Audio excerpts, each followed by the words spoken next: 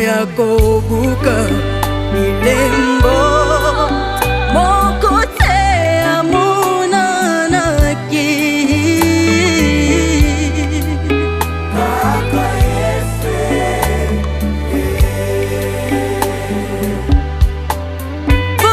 ya kobuka milembo moko te amonanaki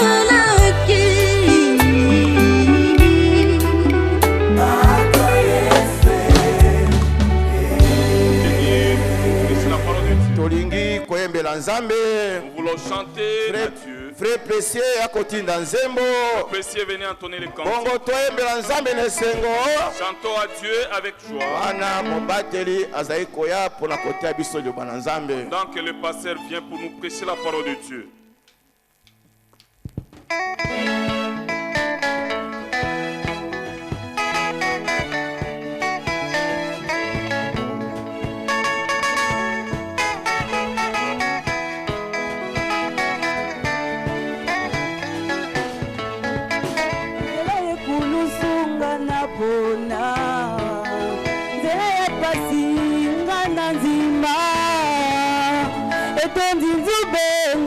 Ngambo mambonge kobeta ngambo na ngambo nzela ekulusunga na pona nzela epasi nga na nzimba etondi nzube ngambo na ngambo mambonge kobeta ngambo na ngambo nazotala te paso ezali nazotala motolo ebongisa mipolanga nazotala mobali oyo azozelanga yo okutana kembo mbokelaka abenginga nanoli na mbela na ye nandimiko tambala na matambe na Yesu na bangomba lubakutu na banzube nakosika te naponi nzela na ye nandimi yenga yo nandimi yenga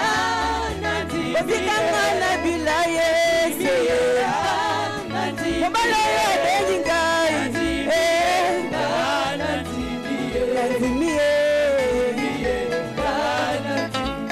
alokola Jakobe nakangambi na Yesu atabuki ngai nakosika te Osenga nanga eta bongo langa yo apesanga lolenge na ye soki mokile koluka ye mona ye kati nanga yo nandimiko tambala na matambe na Yesu na bangomba lubakuto na banzube nakotika te naponi nzela na ye nandimi yenga yo nandimi yenga otikanga na bila Yesu mobala ebengingai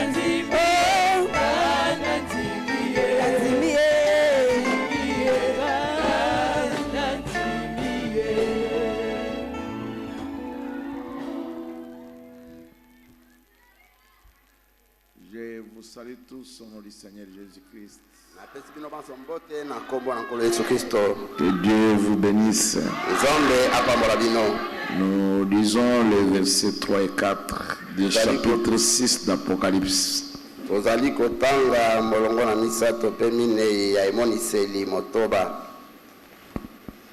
Quand il ouvrit le second sceau, j'entendis le second être vivant qui disait viens. Tango afungolaki elembo na mibale na yokaki ezali na bomoi na mibale koloba yaka. Et il sortit un autre cheval roux, celui qui le montait reçut le pouvoir d'enlever la paix de la terre. Balata na motane ebimaki pe momatina yango azwaki bokonzi ya kolongola kimia na mokili. Afin que les hommes s'égorgeassent les uns les autres. Une grande paix lui fut donnée. Prions. Merveilleux Père Céleste, nous venons à toi ce matin pour pouvoir écouter ta parole de la vérité.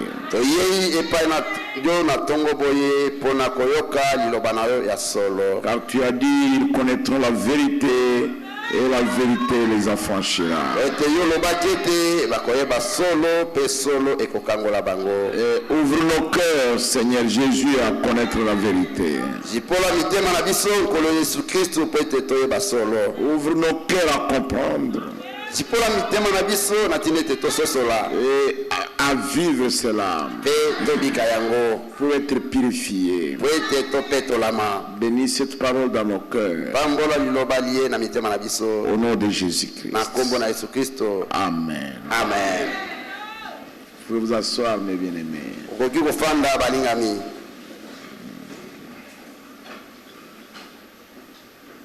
Nous sommes en train de cheminer pour terminer le deuxième saut. Nous avons dit que le cavalier qui est monté sur un cheval roux, c'est le même cavalier qui était sur le cheval blanc. Maintenant,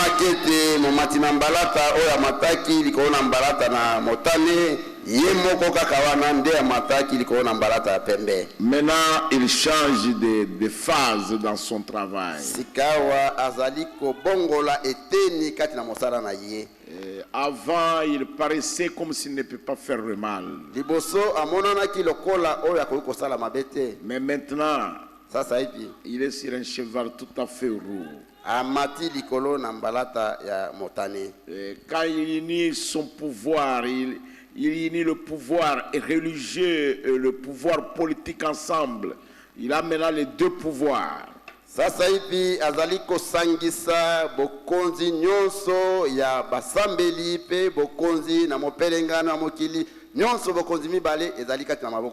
Alors qu'est-ce qui va se faire? Il va former sa propre religion. Pour qu'il fasse tout ce qu'il veut.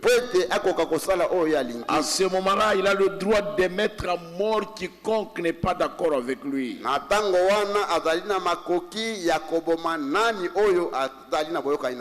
Et c'est exactement ce qu'il a fait à ce moment-là. Et il l'a fait au sein de Dieu, qui observait la parole de Dieu et qui refusait d'être d'accord avec lui sur ses dogmes.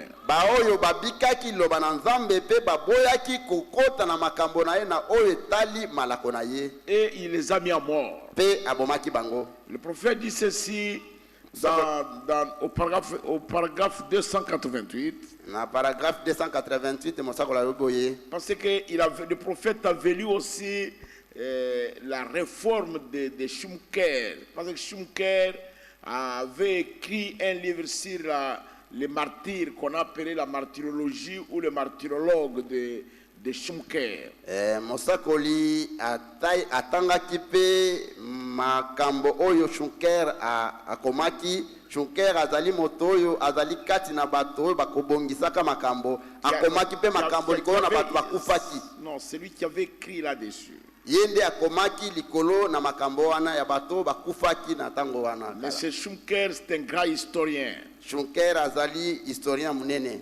Okay. Qui a écrit les histoires concernant les martyrs. Oyo akomaki makambo etali bao bakufaka kala. Suivez le prophète. Boyo kamosakoli. Il dit, et vous verrez là quand Saint Augustin d'Hippone est devenu prêtre de l'église de Rome. Bokomona wana tango mokonzi d'Hippone akomaki mokonzi monene kati na lingoma ya Roma. Non, Saint Augustin d'Hippone. Il venait de l'Hippone. Son nom c'est Saint Augustin. Bokomona oyo mo santo Augustin oyo awutaki na d'Hippone. Oui. Est devenu le prêtre de Rome. Akomi nganga nzambe monene na Roma kuna. L'occasion lui a été donnée. Na bongo libaku lipesamelaki ye.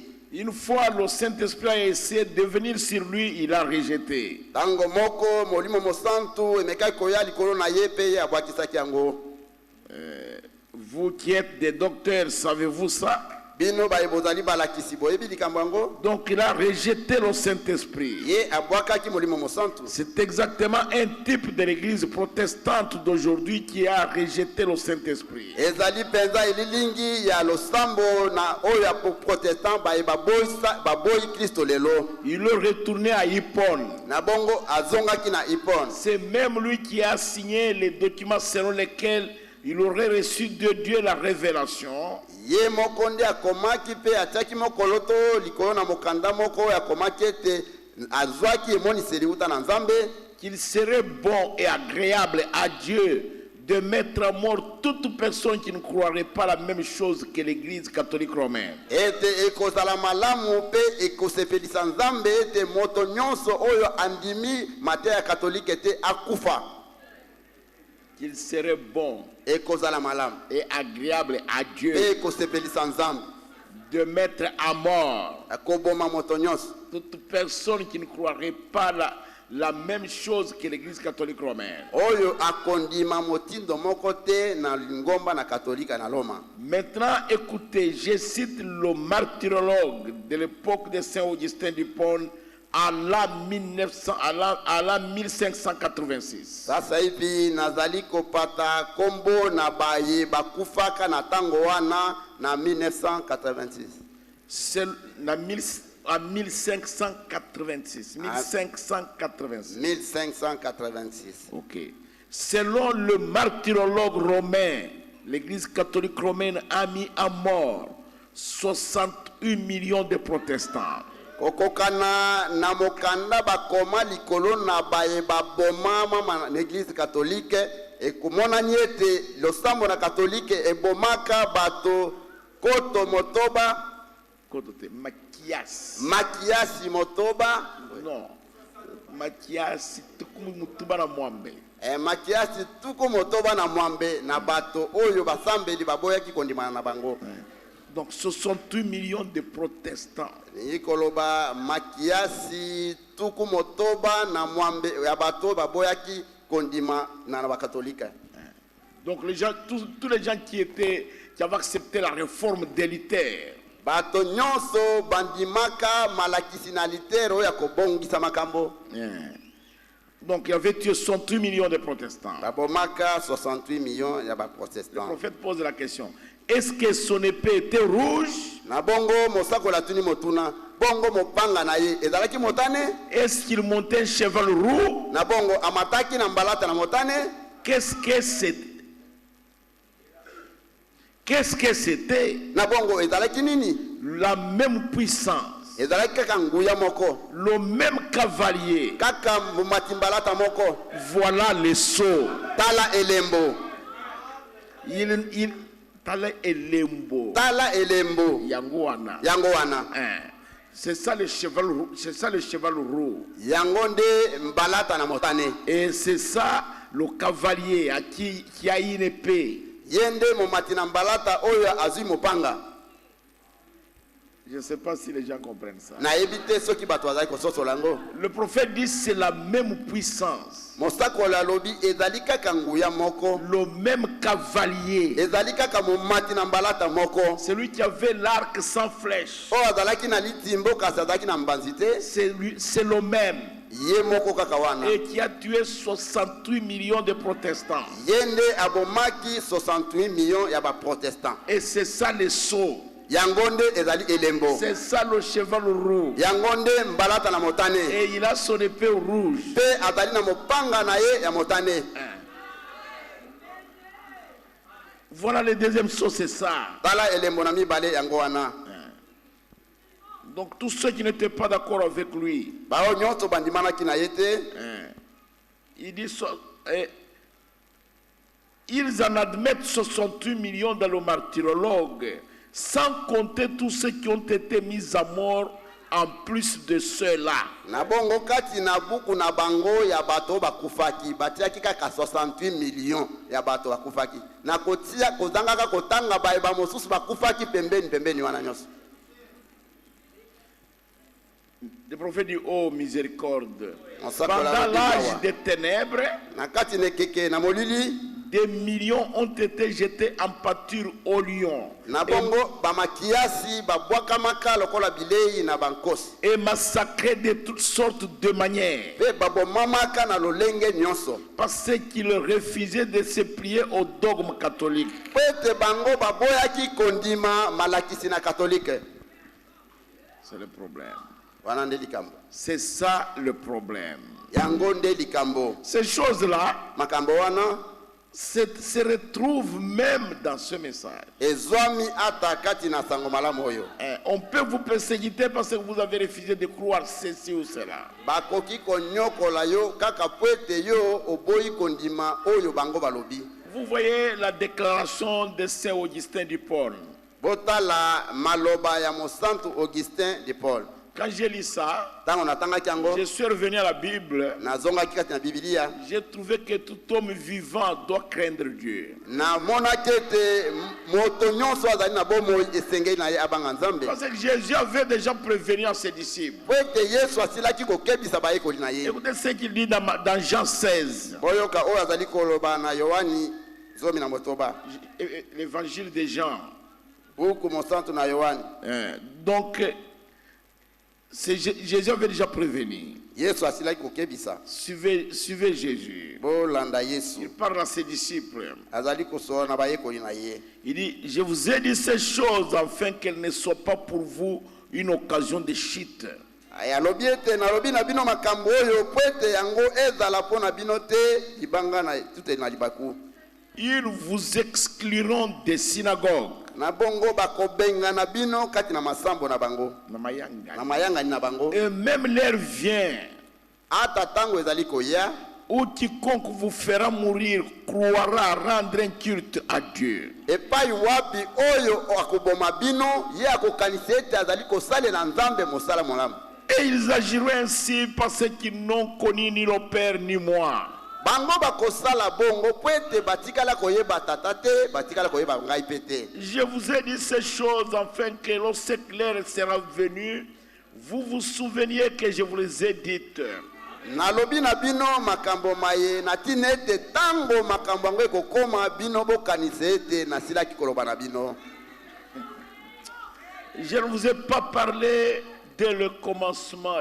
Je ne vous en ai pas parlé dès le commencement. Na solaki na bino te uta ne bandeli te Parce que j'étais avec vous. po ete nazalaki elongo na bino.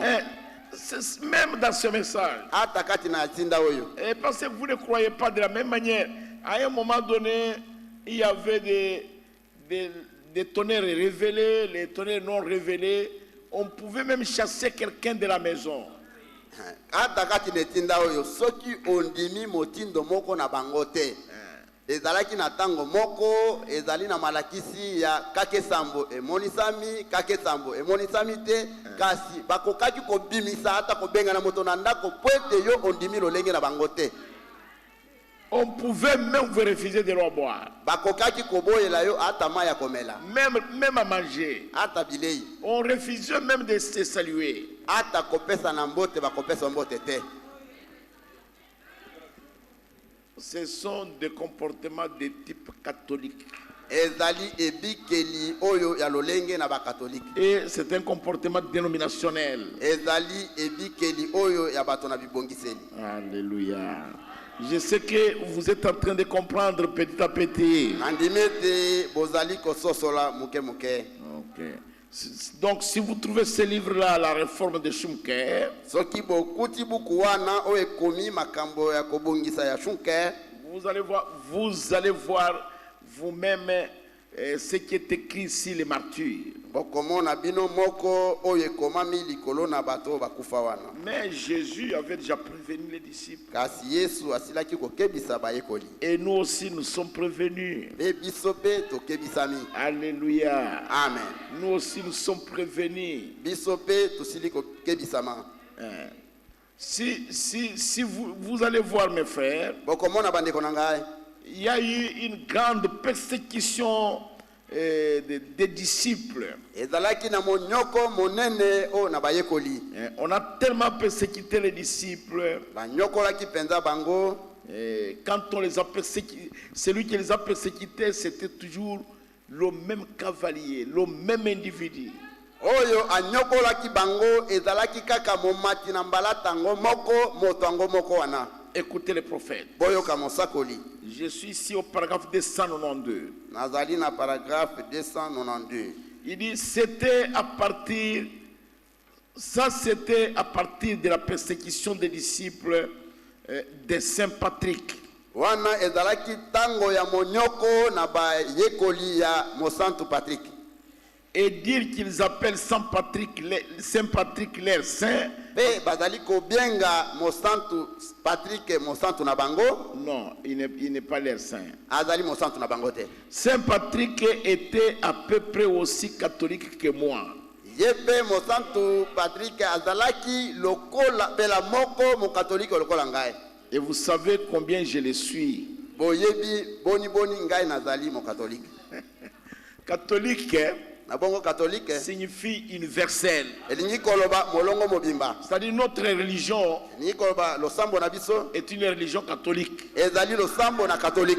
C'est une religion pour le monde entier. Ezali losambo pona molongo mobimba. Ce n'est pas une religion pour un pays. Ezali losambo pona ekolo moko te. Ce n'est pas une religion pour une race. Ezali losambo moko te pona kabila moko te. Est-ce que vous êtes avec moi réellement? Na ebite soki bozana nga penza. Je répète. Na zongeli. Notre religion est une religion catholique. Na bongo losambo na biso ezali losambo catholique. Parce que catholique signifie universel. Wete catholique elingi koloba mokili mobimba. Là vous êtes avec moi. Wana bozana nga elongo. Sur ce point-là, nous sommes des catholiques. Pona o etali likambo wana biso nyonso toza ba catholique. Combien ont compris ça? Bato boni basosoli. Maintenant notre religion, sasa epi losambo na biso, ce n'est pas pour la race noire. Ezali pona bato moindo te. Notre religion, bongo losambo na biso, ce n'est pas pour la race blanche. Ezali pona bato pembe te mindele te. Ce n'est pas pour les Européens. Ezali pona bato na poto te. Ce n'est pas pour les Américains. Ezali pona bato Amerika te. Ce n'est pas pour les Asiatiques. Ezali pona bato Asia te. Ce n'est pas pour les Arabes. Ezali pona ba Arabe te. Jamais. Te. Notre religion, losambo na biso, c'est une religion universelle. Ezali losambo na mokili mobimba. Combien ont compris ça? Nous n'avons pas un Dieu noir et un Dieu blanc. Combien ont compris ça? Okay. J'ai vu une vidéo où Gilles Moulindo a fait les déclarations. Je ne sais pas s'il y a des gens qui ont vu ça ici. Je vois une main là-bas. Dans cette vidéo-là, Gilles Moulindo dit ceci. Il dit Kubazungu balikuya. Manakamata mizimu yetu kwa nos esprits ou quoi. Et ils sont venus nous donner leur mizimu. Nous devons cesser d'adorer les dieux blancs.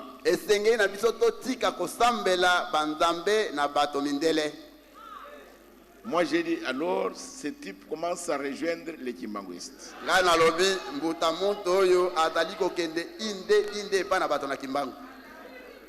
Jésus a dit allez par tout le monde. Prêcher la bonne nouvelle à toute la création. Pas seulement la race noire, ou à la race jaune, ou à la race blanche. Jamais. Je sais que vous comprenez bien. Ça c'est la parole de Jésus. Et s'il lisait la Bible, il devrait comprendre que Jésus n'est pas un juif, il n'est pas blanc.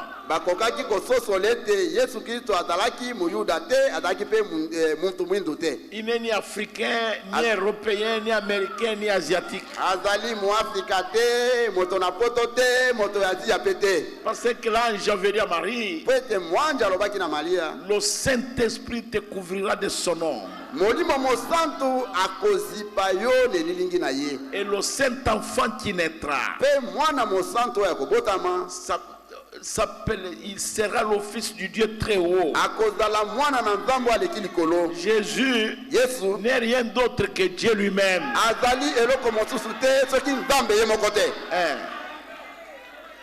À te voir, toi ma soeur,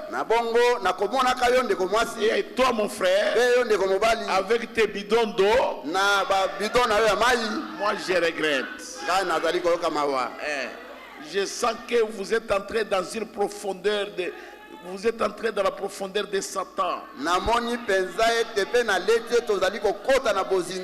Et vous êtes entré dans la profondeur de l'idolâtrie. Nous n'avons pas de Dieu blanc, de Dieu noir, jamais.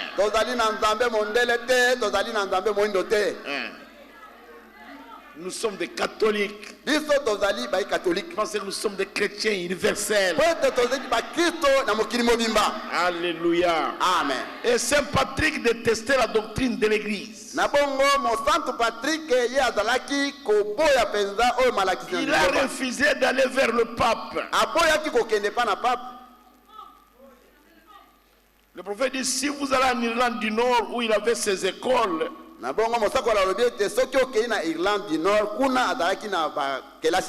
son nom n'était pas Saint Patrick. Il était si c'est Sixa ou Sika. Donnez-moi les marqués, il avait écrit son nom au tableau. Donc c'était ça son nom. Donc, son nom c'était...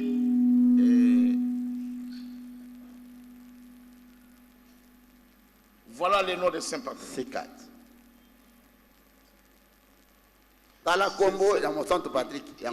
Saint Patrick, ce sont des catholiques qui lui ont donné ce nom-là, mais il n'était pas leur saint.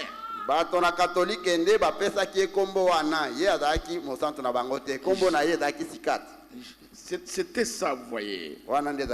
Ouvrez vos Bibles, nous allons lire maintenant dans l'Apocalypse 17 pendant que nous continuons. Okay.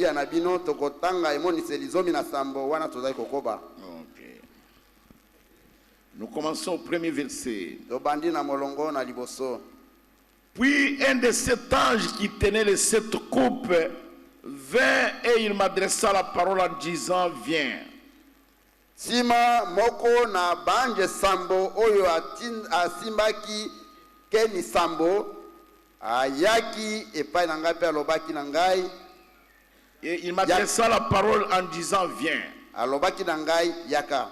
Je te montrerai le jugement de la grande prostituée qui est assise sur les grandes eaux. Nakolakisa yo esambiseli ya oyo mwasi ndumba monene afandi liko na mai minene. Donc je veux te le montrer. Écoutez le prophète. Au paragraphe 294, écoutez ce qu'il dit. Vous savez, c'est cette que nous sommes en train de parcourir. Toutes ces choses arrivent en même temps.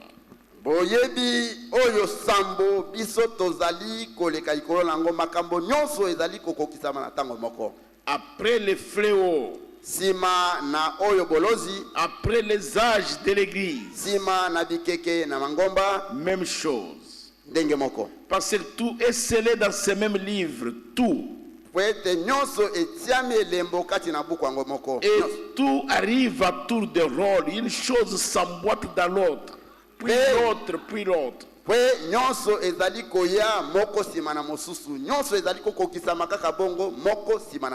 il y a des esprits à l'œuvre. Il y a Dieu, il est à l'œuvre. Et le diable, il est aussi à l'œuvre. Parce que la Bible dit, c'est Jésus qui a dit ça. Depuis qu'Adam est tombé, mon père travaille. Depuis qu'Adam est tombé, depuis que le diable est entré en scène,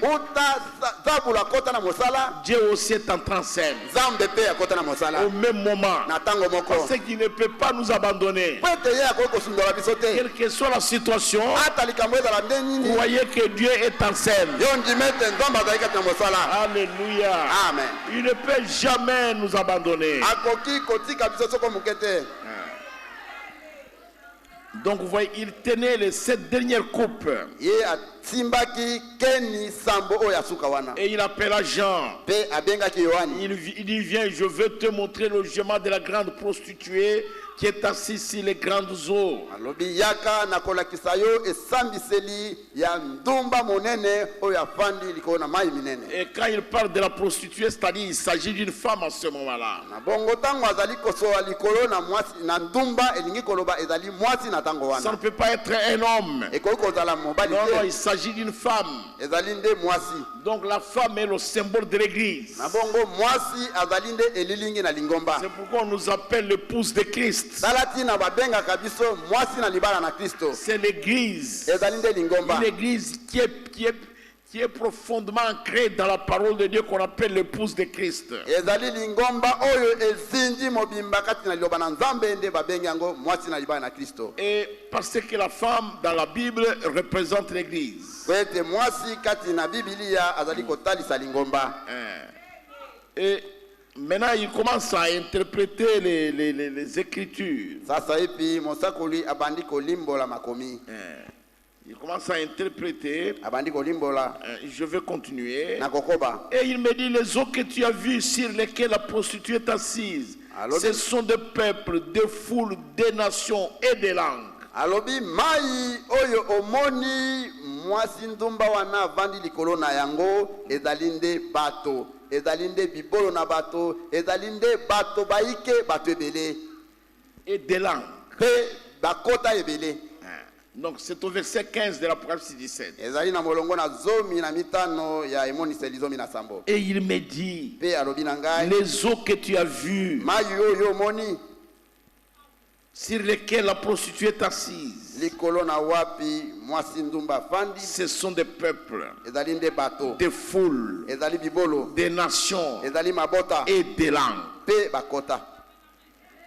Cette femme-là, mwasi wana c'est une femme terrible, mes frères. azali mwasi moko Elle bikamo est assise sur les eaux, avandi likolo na mai mais car ce sont des peuples, ezali nde mabota des nations, ezali mabota des foules ezali nde bibolo et des langues. mpe bakota na bato. Que vous parliez le Kikongo, le Chiluba, les quoi, les Ngwaka ou quoi que vous puissiez parler, les Topoke ou les Kimbole, cette prostituée-là a la même mise sur vous.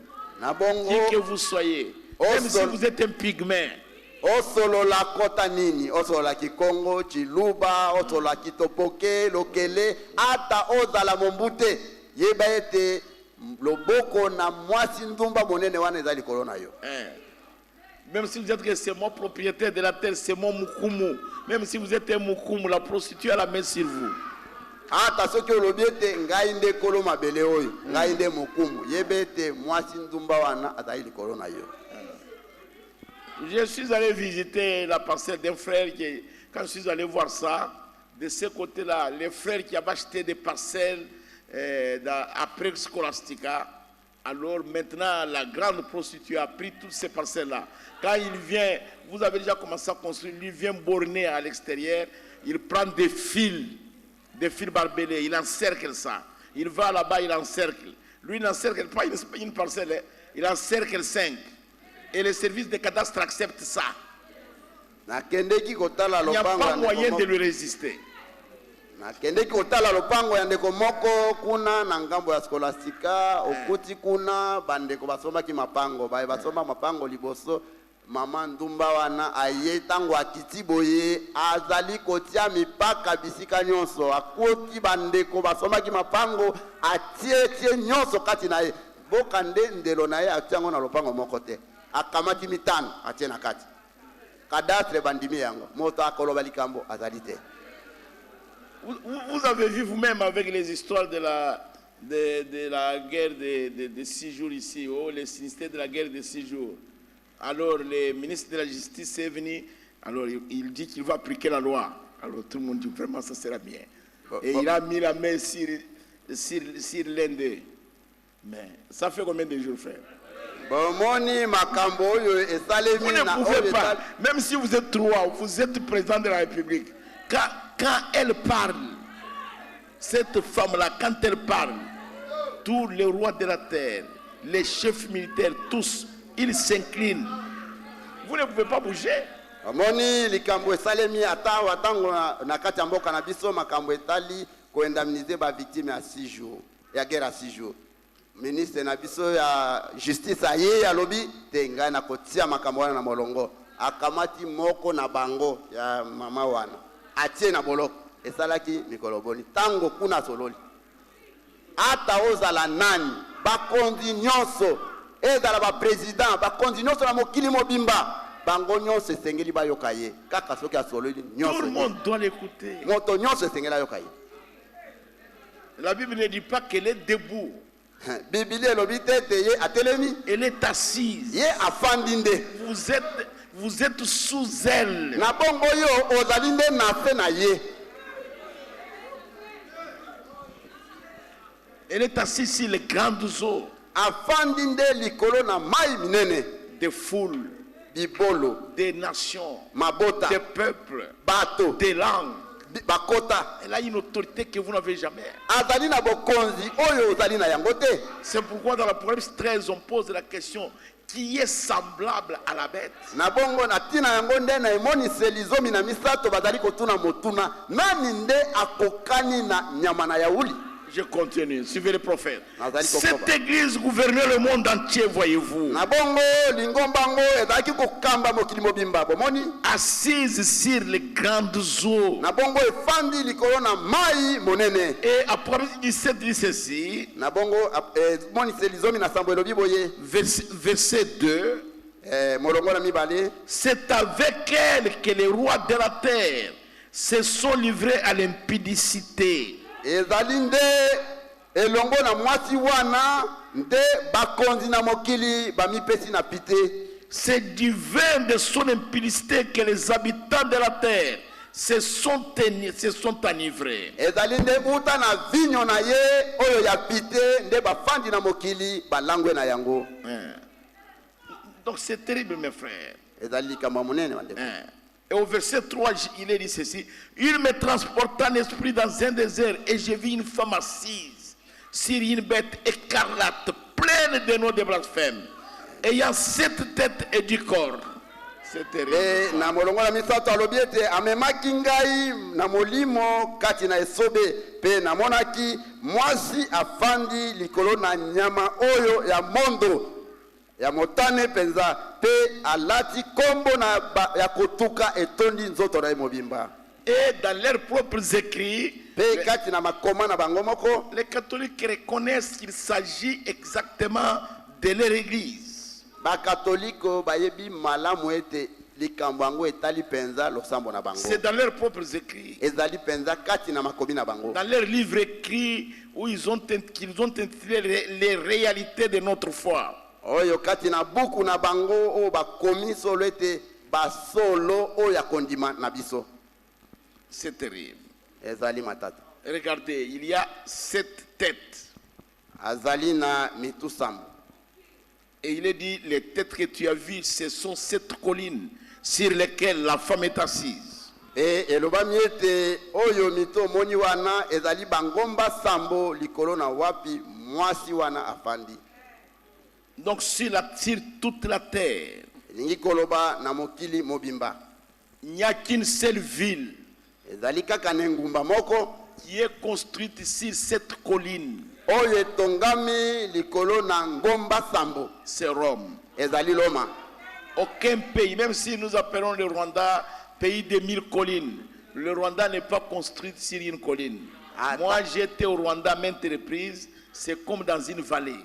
ezali ata na mboka moko te ata ekolo moko te oyo etongami pela moko na Loma. ata ndenge tobengaka Rwanda ezali nde mboka na bangomba koto ezali bongo te nasi na kenda mbala ebele kuna na Rwanda kasi ezali nde lokola ozali kati na lobwako. Quand vous quittez Gisenyi, vous voulez aller à Rwengeri, c'est comme si vous descendez.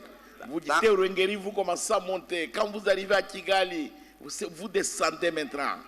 soki otiki Gisenyi okende na Rwengeri okomona ete ozali nde kokita na lubwaku tango otiki wana ozali kokende Kigali osali nde komata bongo na bongo. Je suis à la Kamembe, c'est la même chose. Na kendenge na Kamembe Même à ezali Boutare, c'est la même chose. ata Butare ndenge moko.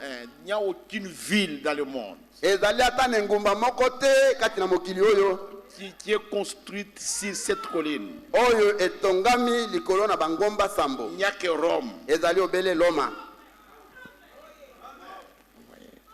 Ça, c'est le messager prophète qui est en train de révéler ça. Wana ezali mosakoli motindami nde azali komonisa biso makambo ngo polele. N'eût été ce message, nous ne le saurions jamais. Soki ezalaka etinda oyo te tolingaki toyeba yango mpe te. Mais même les gens qui ont étudié la géographie, les docteurs en géographie ne nous ont jamais dit ça. Ata bato bayeba yekola géographie bao bazali ba docteur na géographie batikala kolobela biso makambo oyo te. Les historiens ne nous ont jamais dit ça. Bato pe ba yekola histoire batikala pe kolobela biso makambo ngo te. Et il n'y a que le messager prophète. Ezali kaka mosakoli motindami nde alobi na biso yango. Toutes ces précisions, c'est pour vous montrer exactement ce qu'est la bête. Na bongo oyo nyonso kolobela bino na siki elingi kolakisa bino penza boyeba malamu oyo nyama na yauli azali nani. Et pour que vous puissiez la connaître. Et pour que vous puissiez aussi l'éviter. Et aller loin d'elle. Et que si vous êtes à l'intérieur, vous êtes dans la mort. Vous voyez pourquoi la Bible dit sortez du milieu d'elle, mon père. Laissez-moi continuer. Et vous voyez ce que la Bible dit. La Bible est très claire. Au verset 4, cette femme était vêtue de pourpre et d'écarlate. Nabongo Bibili ezali penza polele. Balobi ete mwasi wana alataki bilamba oyo ya pete pe ya motane ya mondo. Pourpre bilamba ya motane mondo. Ya motane mondo. Écarlate bilamba ya motane. Bilamba penza motane. OK. Et paré d'or. Pe azingela makina olo. Des pierres précieuses. Pe na mabanga na talo. Et des perles. Elle tenait dans sa main une coupe d'or remplie d'abominations.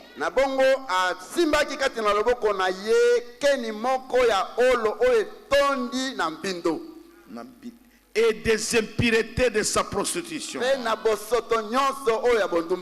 C'est terrible ça, mes frères. Écoutez l'interprétation du prophète. Cet esprit antichrist de fornication, voyez-vous, cet enseignement, cet adultère commis contre Dieu, voyez, or elle est censée être une épouse, voyez-vous, et elle commet adultère. Voyez-vous, tout comme Ève l'avait fait, tout comme l'église le fait là.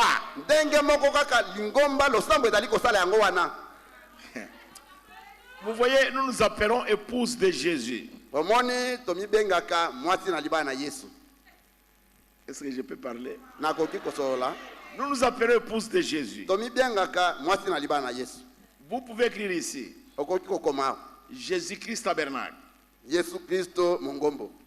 Jéhovah tabernacle. Yahweh Mongombo. Tabernacle de la sainteté. Mongombo na basanto.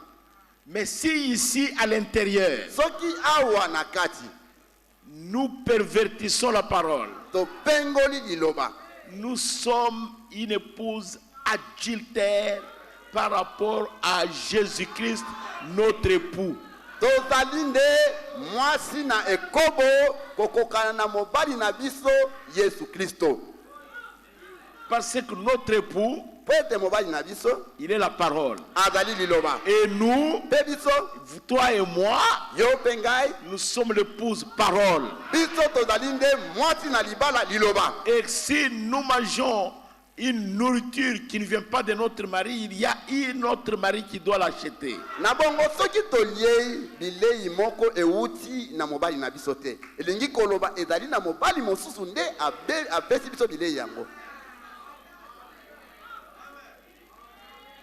Combien comprennent ça? J'étais voisin d'une femme nazalaki mozalani na mwasi moko. et son mari a voyagé beaucoup. Mobali na ye azalaki kosala mibembo ebele. Et parfois son mari dirait, Tango mosusu mobali na ye azalaki koumela. et cette femme-là, Pe mwasi yango elle avait commencé la vie abandaki bomoi. de se prostituer. Bomoi ya bondumba. Et ces prostituées lui donnaient l'argent.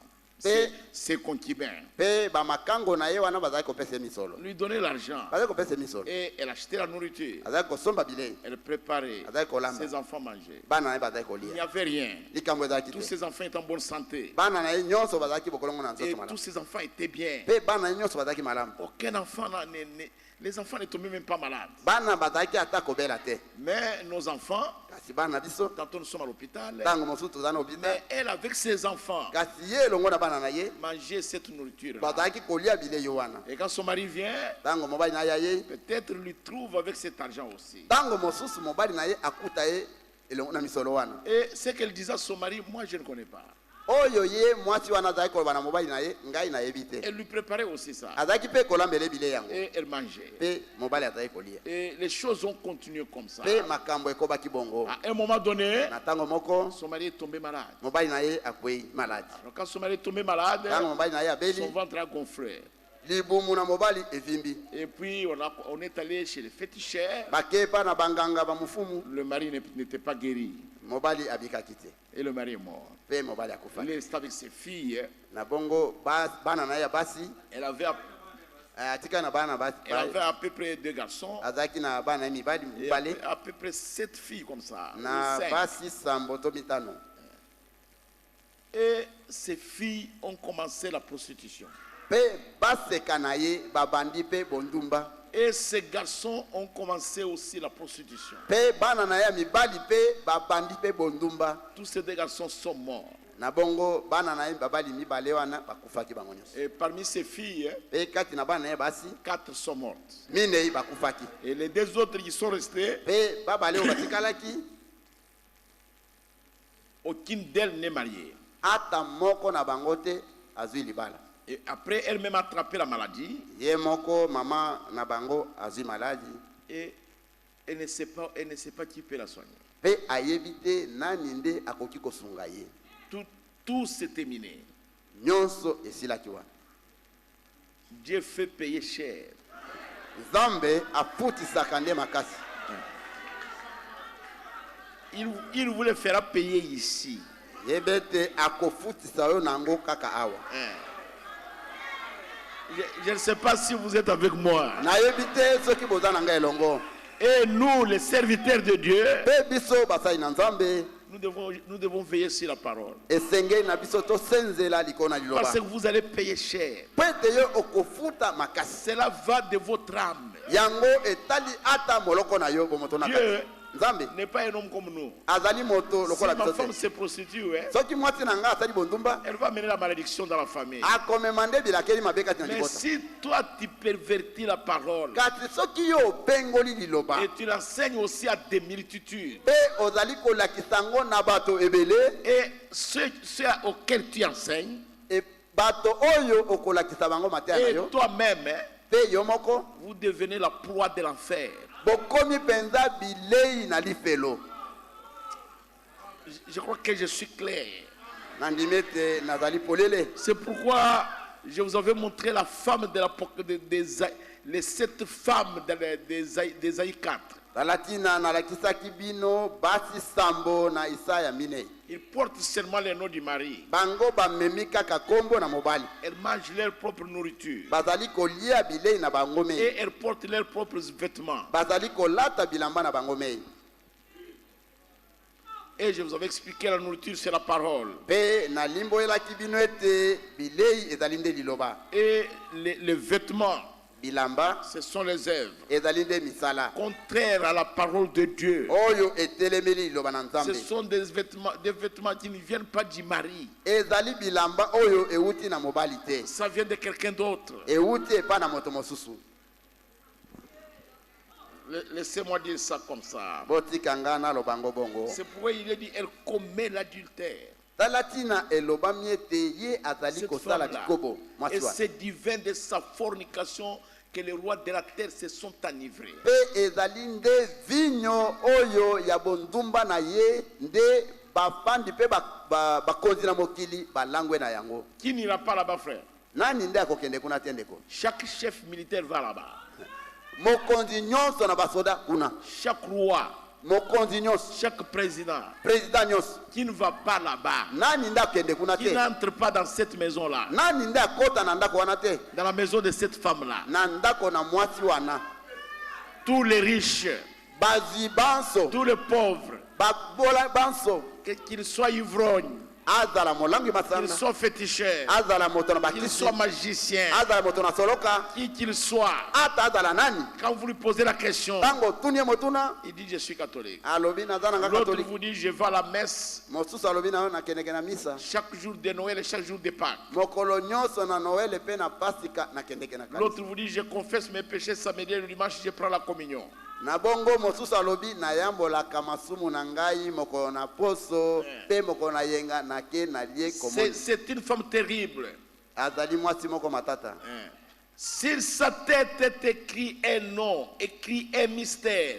Babylone la grande. Na bongo likolo na moto na ye ekomami kombo moko libomba mimoko Babylone munene. La mère des impunités et des abominations de la terre. Na bongo mama na bato na bosoto pe bato na bobomi na mokili. Écoutez la Bible. Boyoka Biblia. Verset 6 du chapitre 17. Et je vis cette femme ivre du sang des saints et du sang des témoins de Jésus. Pe namonaki mwana mwasi yango oyo alangwe na masanga ya makila na basantu na Nzambe. Et des saints de Jésus et des témoins de Jésus. Pe batatoli na Yesu. Et en la voyant, je fus saisi d'un grand étonnement. Pe nakomonaka ye na kamwaki makasi. Elle était belle. Azalaki kitoko Elle bozenga. portait des croix. Pe alataki ekulusu. Et tout le reste sur elle. Pe o nyonso likolo na ye. Comment donc une femme habillée comme ça, d'une manière élégante, pouvait être coupable d'une telle chose? Ndenge nini mwasi oyo alati malamu bongo akokaki kokweya na likambo monene boye? Comment elle pouvait boire le sang des saints? Boni boni ye akokaki komela makila na basantu. C'est ce qui a étonné Jean. Cela l'a intrigué. Yango nde ekamwisaki Yohani pe Yohani akamwaki makasi. Et l'ange a dit à Jean, Pe mwanja alobaki na Yohani. verset 7, pourquoi t'étonnes-tu? Molongo na sambo mwanja atuni ye pona nini yo ozali kokamwa? Pourquoi? Pona nini? Pourquoi t'étonnes-tu? Pona nini ozali kokamwa? Je te dirai le mystère de la femme et de la bête qui la porte. Nakolobela yo mabombani ya mwasi pe na nyama oyo amemi ye. Qui a les 7 têtes et les 10 cornes. Oyo azali na mitu sambo pe maseke zomi. Au verset 8.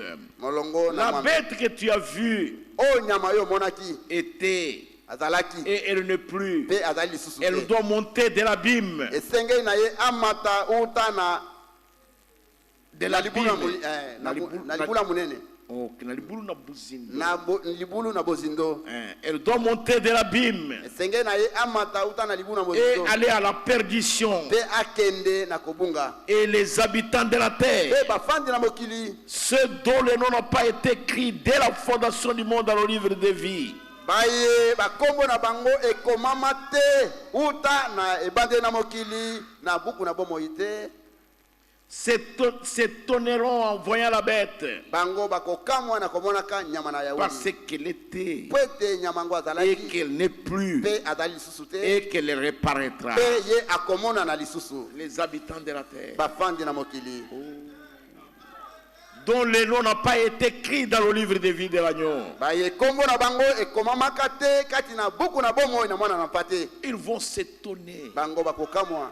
Vous voyez mon frère, Pomoni bandeko. quand est-ce que votre nom avait été écrit dans le livre de vie de l'agneau? Na bongo tango nini nde kombo na yo ekomamaka kati na buku na bomoi na mwana na pate. Est-ce que c'est le jour où vous aviez cru? Ezali nde mokolo yo ndimaki. Jamais. te. C'est avant la fondation du monde. Ezali nde bozalisi na mokili. Ça suffit, les élus de Dieu Lingi koloba baponami na Nzambe. ne vont pas s'étonner de ce qu'elle fait. Bango bakokamwa te na oyo ye akosala. Et elle ne s'étonne pas de ce qu'elle est. Bakokamwa te na oyo nyama na yauli azali. C'est une femme riche. Azali mwasi mozwi. Il n'y a qu'une banque qui ne tombera jamais en faillite. Ezali ata na bar banke moko te oyo kozanga kokweya. Non, non, il n'y a qu'une banque Ezali kaka banke moko qui ne tombera jamais en faillite. oyo kokweya kasoko mukete. C'est la banque du Vatican. Ezali nde banke ya Vatican. Vous allez voir, même quand nous allons voir l'alliance de Rome avec les Juifs, Bokomona ata tango tokomona kondimana na Loma pe Bayuda. c'est pour aller prendre les richesses qui sont en Israël. Ezali pwete akende kokamata bozwi oyo ezwami kati na Israel. C'est là où il y a l'or du monde. L'or du monde est là-bas. Kuna olo ya mokili mobimba ezali kuna. Ça ne peut jamais tomber en faillite. Ekoki soko mukete kokweya. Toutes les banques peuvent tomber en faillite, Ba banke nyonso ekoki kokweya. sauf la banque de Rome. Bobele longola kaka banke na Loma. Parce qu'ils ont tout là-bas. Pwete bango bazali na nyonso kuna.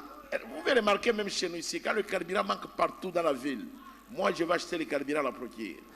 C'est là où je vais acheter. Bino botala tawa epai na biso na ngumba te. Soki kaka karibine zangi na ngumba mobimba. Ngai na kendeke kuna na procure na somi carburant. Parce que tout est là. Pwete nyonso ezali wana. Il ne manque de rien.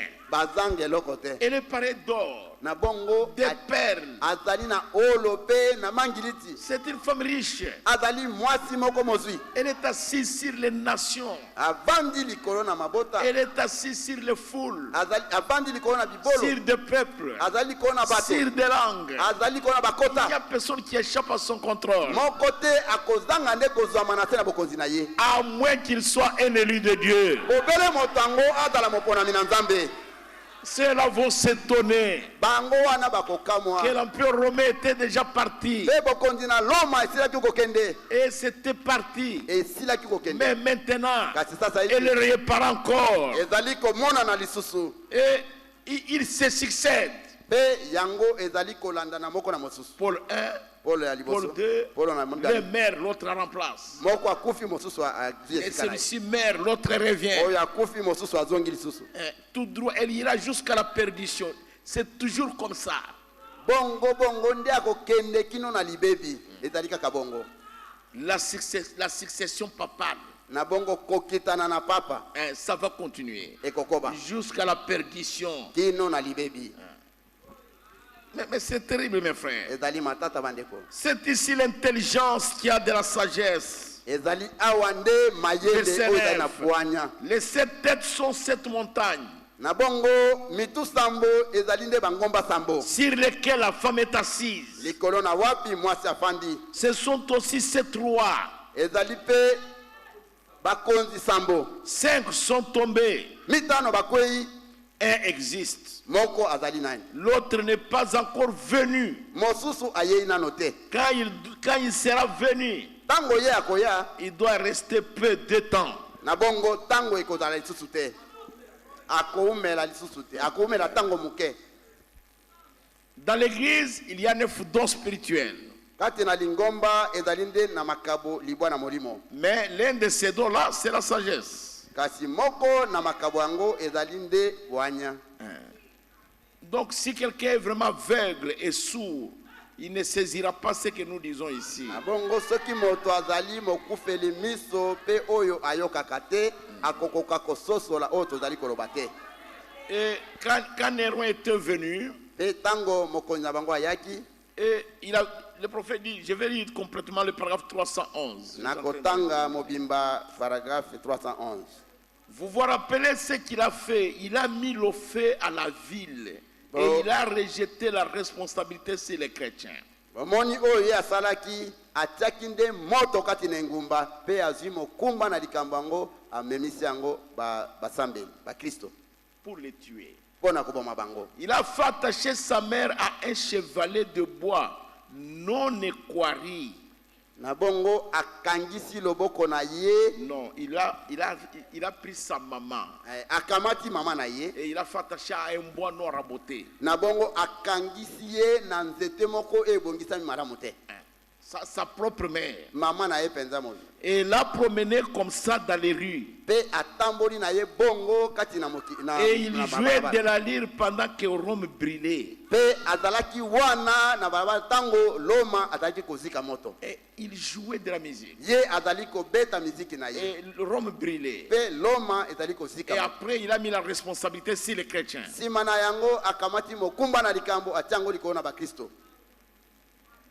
Pour qu'il puisse avoir une raison de les tuer. Si quelqu'un ne vous aime pas, frère, il va mettre n'importe quoi sur vous. Tout ce que vous faites de bien, il va changer ça mal. La haine et la jalousie sont de mauvaises choses. Ça vient de l'ennemi. Nous ne voulons pas cet esprit-là. Vous posez des actes pour créer des problèmes.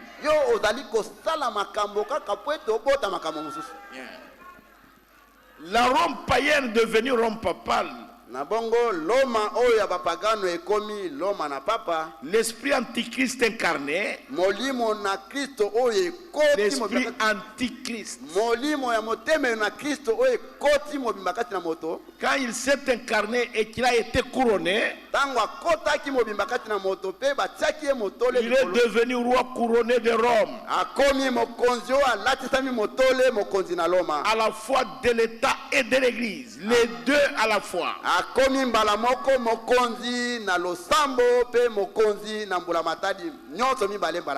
C'est terrible. Hein? Au verset 11, il est dit, et la bête qui était et qui ne plus, elle est elle-même un 8e roi, et elle est du nombre de 7, elle va à la perdition. Molongo na zomi na moko elobiete oyo nyama oyo azalaki pe azali lisusu te azali moko na bakonzi mokonzi azali moko mokonzi na mwambe kati na bakonzi wana pe avandi likolo na mitu sambo. Et ils ne changent jamais leur système. Ils vont à la perdition. Et tous ces rois-là, au paragraphe 313, le prophète explique ça. 313 Évidemment, ça, ce sont les dictateurs, vous voyez.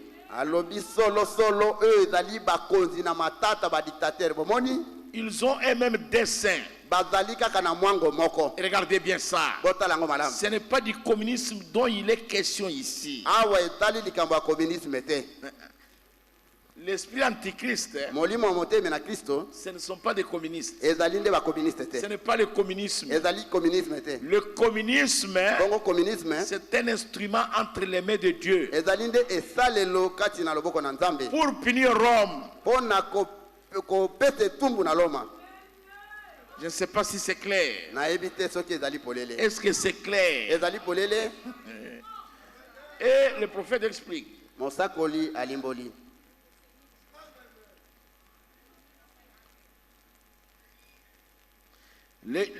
J'ai lu le verset 12.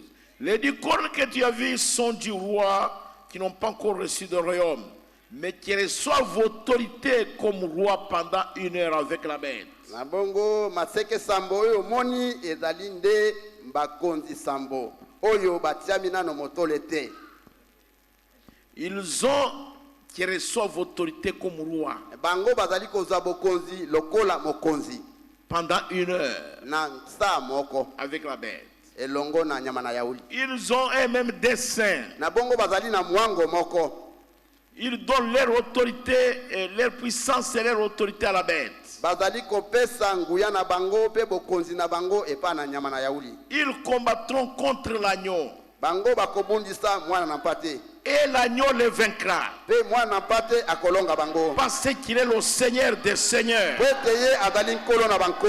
le roi des rois. Et les appelés. et les élus mpe baponami et les fidèles mpe bandimi qui sont avec lui baye bazali na ye elongo les vaincront aussi. bango mpe bakolonga ye. Alléluia. Amen. Suivez bien ça. Bolanda La bête nyama na yauli et les rois de la terre mpe bakonzi na mokili vont mener la guerre contre l'agneau. bango bakobundisa mwana na pate Et l'agneau mpe mwana na pate les vaincra akolonga bango parce qu'il est le roi des rois po ete ye azali mokonzi na bakonzi et seigneur des seigneurs. mpe nkolo na bankolo. Suivez maintenant bien. Bolanda malamu Et les appelés mpe babyangami et les élus mpe baponami et les fidèles mpe bandimi les vaincront aussi. bango mpe bakolonga ye.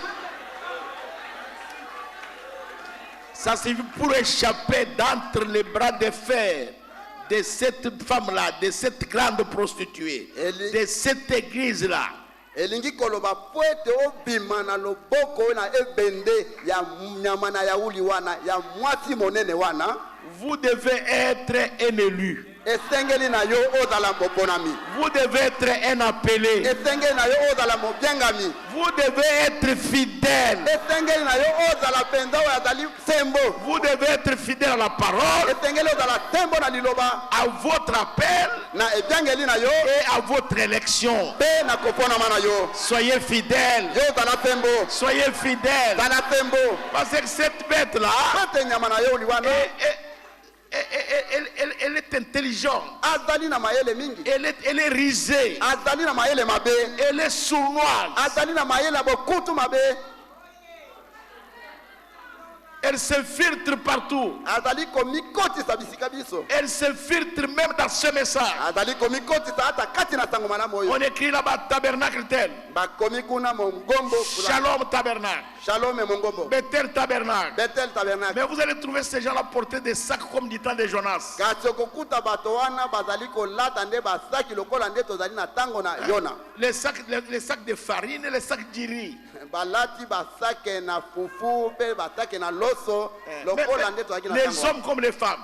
Mibali lokola basi. Même le prédicateur. Ata batei. Il est en sac et puis pieds nus en train de prêcher. Okokuta ye alati sake pe sima nango aza makolo ngulu azali kote. Sauf il ne s'assoit pas sur la cendre. Likambo moko kaka bango bazali kovanda likolo na putulu te. Comme là à Ninive. Lokola kuna na Ninive. C'est de la séduction. Ezali nde kozimbisa. C'est le même insecte Ezali kaka nyamango moko. qui est en train de ronger. Azali nde kolia lia. Je ne sais pas si vous comprenez. Na yebite soki C'est terrible, mes frères. Ezali matata bande. Il n'y a que les élus, Bobele baponami. les appelés Babyangami. et les fidèles à la parole de E Dieu bato baye bazali sembo na liloba na Nzambe. et qui vont vaincre cette bête-là. Bango nde bakolonga nyama na yauli wana. Nous avons déjà lu ça. Et les eaux que tu as vues, sur lesquelles la prostituée est assise, Tosi tolobi yango mai oyo monaki likolo wapi mwasi ndumba na fandi. ce sont des peuples, Ezali nde bato. des foules, Bibolo. des nations Ezali nde mabota. et des langues. Pe bakota. Et les 10 cornes que tu as vues Pe maseke zomi omoni. et la bête Pe nyama na yauli. haïront la prostituée. Bango bakoyina mwasi ndumba. Je répète, Nazongeli. les 10 cornes que tu as vues, Pe maseke zomi yo omoni. c'est-à-dire les dictateurs, Elingi koloba ba et la dictateur. bête Pe nyama na yauli. haïront la prostituée, Bango bakoyina mwasi ndumba. la dépouilleront, Pe bango bakoluka ba la mettront à nu, pe bakolongole bilamba nyonso. mangeront sa chair Pe bakolia misuni na ye. et la consumeront par le feu. Pe bakotumba ye bazikise na moto. Mais c'est tout un problème, mes frères. Ezali likambo bandeko. C'est tout un problème. Ezali likambo. Écoutez le prophète. Boyoka mosakoli. Ne savez-vous pas que la Bible dit, Boyebi te version paragraphe 314, 314. Boyebi te Bible elobi que les pilotes ete pilote et tout le reste, pe ba oyo nyonso batikali il disait, bazali koloba malheur, malheur, mawa mawa la grande ville, na bongo engumba monene Elle a été détruite yango esili kobebisama à une seule heure. na saa moko kaka. Nous avons étudié ça. Tokoyekola Je yango suis en train d'aller terminer. nazali kokende Nous avons kosi étudié ça toyekolaki yango dans les âges kati na bileko et dans les 70 semaines de Daniel. pe na ba 70 semaines de Daniel. Qui va détruire la grande ville? Nani nde akobebisa engumba monene? Nous avons étudié ça. Si Toyekolaki vous vous rappelez, soki bino bokanisi dans les âges et dans les 70 semaines de Daniel, kati na bileko sambo pe kati na ba poso tuku sambo na Daniel. je termine le chapitre 17. Nazali kosi Car Dieu a mis, verset 17, car Dieu a mis dans leur cœur po ete nzambe atiaki na mitema na bango d'exécuter son dessein po ete bango bakokisa mwango na ye et d'exécuter eux-mêmes dessein. pe bango moko bakokisa mwango na bango Mongo moko, mwango mongo kaka moko bango nyonso. bango nyonso bakokisa kaka mwango moko Les 10 cornes, maseke zomi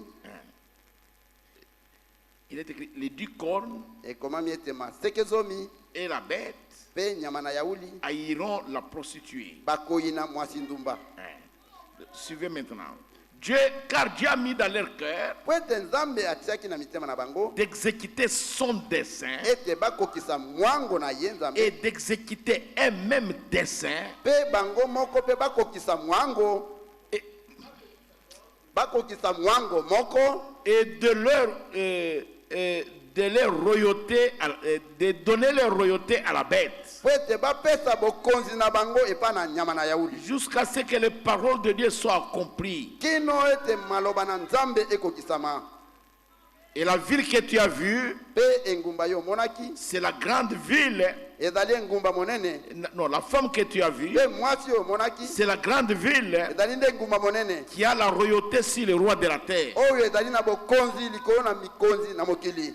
La grande ville Engumba monene qui a la royauté sur les rois de la terre. oyo ezali na bokonzi likolo na bakonzi na mokili. Est-ce que vous voyez cela? Bomoni Celui yango qui va détruire la grande ville, oyo akobebisa engumba qui monene va détruire cette femme-là, oyo akobebisa mwasi wana c'est le roi du Nord. ezali nde mokonzi na likolo Et c'est le communisme. pe ezali communisme. C'est pourquoi vous voyez, ça ne s'appelle plus Union soviétique. Talatina babyangi yango lisusu te Union soviétique. Donc Mikhail Gorbatchev, c'était un esprit qui avait été suscité par Dieu pour disperser l'Union soviétique, pour que le roi du Nord soit clairement établi, la Russie. Mikhail Gorbatchev ezali nde penza oyo esalelo na nzambe oyo atelemisaki po ete akoka kokabola Union soviétique po ete mokonzi na nord akoka kozwa esika malamu. Et sur la terre, il n'y a aucune ville, aucun pays qui domine sur tous les pays, à part Rome. Pe na se na mokili oyo ezali na engumba moko te, ezali na mboka moko te, ekolo moko te oyo ezali kokonza likolo na mboka nyonso mosusu soki ezali kaka Roma te. Suivez le prophète.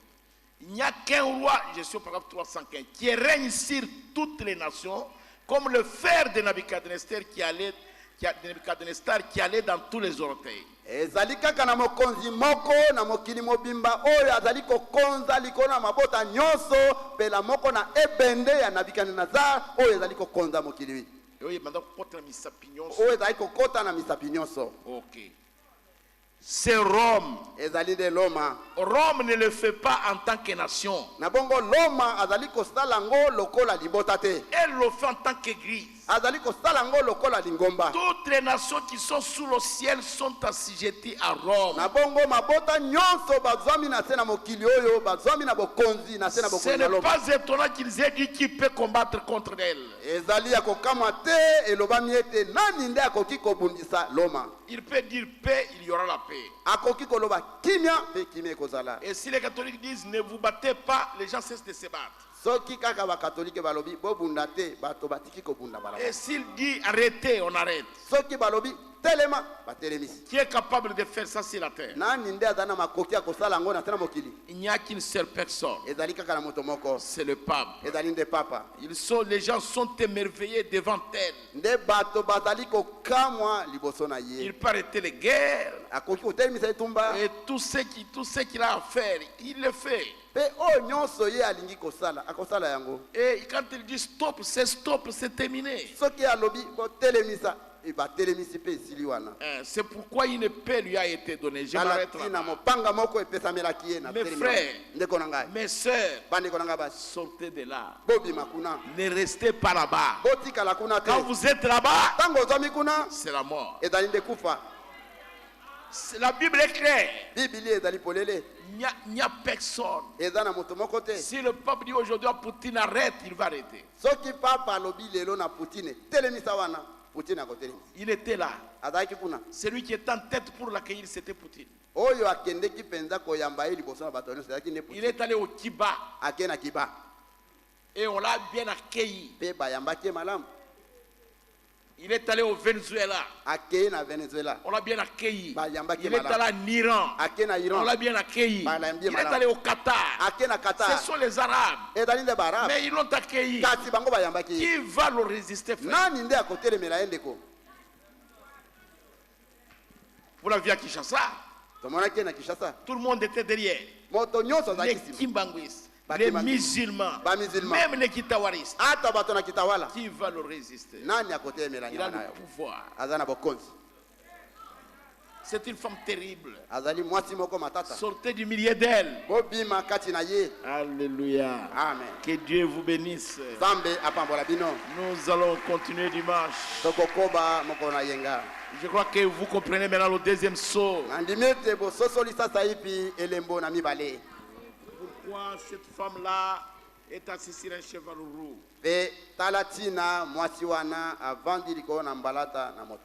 Oui, c'est parce qu'elle est une femme vraiment méchante, une meurtrière. Des millions et des millions d'âmes qui meurent. Alléluia. Amen. Mettez-vous debout, nous allons prier. Ozali kati na mwasi na libala na Yesu, ekozala pona yo esengo to mokolo ya somo, elamba na yo ekozala pepe tango akozonga, tango ekoki bele maponela, kolo akoya, kolo akoya, Alléluia, Alléluia.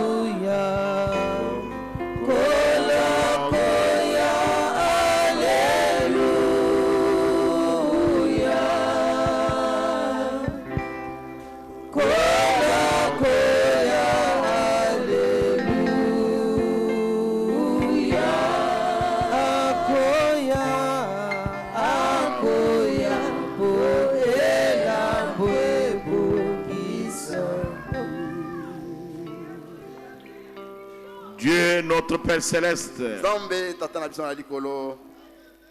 nous te sommes reconnaissants, Seigneur, parce que tu nous as envoyé un prophète pour nous révéler ces choses. Nous te disons grand merci. Nous disons merci, notre Dieu. Nous disons grand merci, Seigneur des Seigneurs et au Roi des Rois. Ton peuple écoute ces choses. Que leur vision spirituelle devienne de plus en plus claire.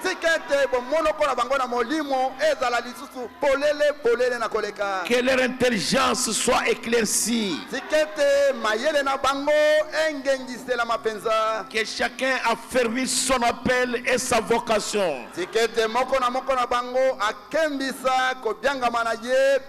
tomona ye Et que chacun, Seigneur, tika ete moko na moko nkolo soit fidèle azala sembo à ce message. na sango malamu oyo Afin que ce jour-là, tika ete mokolo wana qu'il puisse être devant toi. ye akoka kozwama liboso na yo Bénis ton peuple, Seigneur. pambola bato na yo nkolo Protège-les là où ils vont partir. batela bango bisika bakokende Ils vont prendre des chemins différents. bakokamata banzela ndenge na Et ndenge va avec chacun d'eux. yo kende na moko Oh bango Dieu, o nzambe qu'ils soient chacun couvert de ton sang. tika ete moko na moko na bango azipama na makila na yo Protège-les contre toute atteinte du mal. yo batela bango kotelemela oyo nyonso ya mabe Spirituellement na nzela na molimo et physiquement. mpe kati na nzoto Afin que leur vie na ntina ete bomoi na bango te soit entièrement consacrée. ezala mpenza Et que ce jour-là, Seigneur, ete mokolo wana nkolo qu'aucun d'eux ne manque. moko na bango te Que azanga leur sacrifice ne soit pas vain. ete mbeka na bango ezala ya pamba te Toi, tu nous as dit votre travail ne sera pas vain dans le Seigneur. lokola yo olobaki na biso ete mosala na biso ekozala ya pamba te kati na nkolo Bénis ton peuple, Seigneur. pambola libota na nkolo Donne-leur du courage, pesa bango mpiko du zèle, pesa bango de la bolende persévérance mpe pesa bango koyika mpiko pour la gloire de ton grand nom. mpona lokumu na nkombo na Au monene nom de na Jésus-Christ. nkombo na nkolo yesu kristo Amen.